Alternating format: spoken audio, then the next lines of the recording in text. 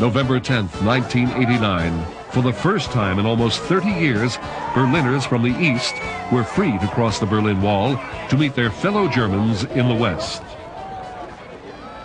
In October, a series of anti-government demonstrations began in East Germany. The protests were in response to the recent visit by Soviet leader Mikhail Gorbachev. Gorbachev had given the Russians new freedoms. The protesters demanded to know why East Germany had not shared in these reforms. The East German government tried to stop the protest, but they continued. The pressure on the government forced longtime President Erich Honecker to resign. The newly installed communist head of state, Egon Krenz, went immediately to Moscow to meet with Gorbachev, hoping to gain Soviet support. No support was given. Gorbachev believed this was a matter for the East Germans to sort out. The reform movement continued to gain momentum. Protests became a regular occurrence in most large East German cities. 500,000 marched in Leipzig and over 1 million in Berlin. The people were speaking en masse. The government had two options in dealing with the political protest. They could crack down militarily or concede to the demands. In an unbelievable move, the entire Politburo resigned. The people had won. The communist president still led the government, but with each day, the people were assuming more control of the country's direction.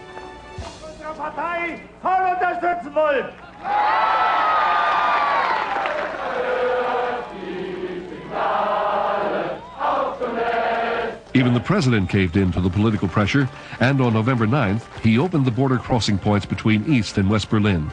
He thought his concession would save East Germany, but instead, he hastened its demise. Within hours of the announcement, people started turning up at border checkpoints. At first, border guards demanding proper visas turned away everyone. But the people had learned how persuasive a crowd can be. They continued to push the guards until checkpoint Charlie was opened. The East Berliners were welcomed by their Western neighbors.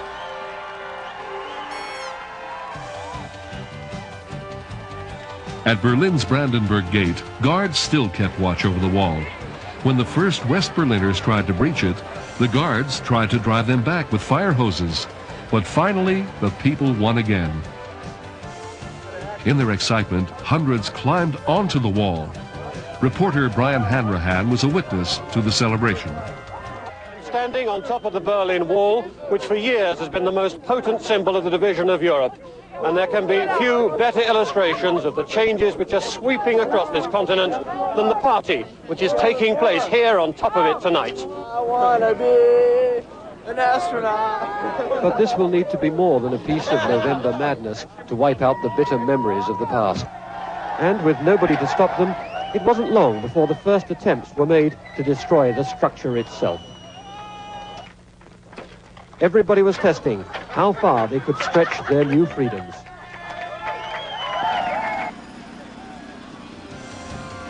In December, East Germany began to dismantle the wall itself. The giant concrete structure that had been the symbol of communist domination and East-West division came down.